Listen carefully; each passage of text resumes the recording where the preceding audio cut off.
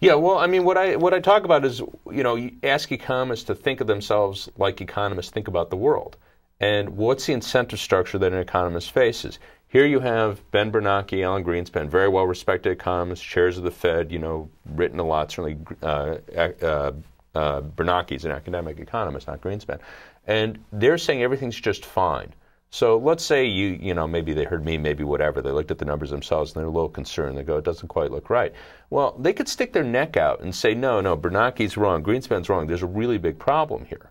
But, no one's absolutely sure. There's a real big risk if you do that. If you do that and you're wrong, well, you're laughed out of, as a lunatic. I mean, you're not invited back into polite circles. I mean, not necessarily you'll get fired. Maybe you will. But it certainly is a really big strike against you. There you were out there making these crazy warnings about the housing bubble, and they turned out to be, just nuts.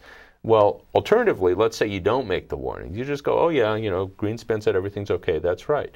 Well, then we all go, well, who could have known? You can't blame me. Everyone made that mistake. So the incentives are totally one-sided. Even if you looked at the situation and thought there was a housing bubble, it's a really big problem, all your incentives are to keep your mouth shut, just go with everyone else, just say, that's right, and that's what the public hears.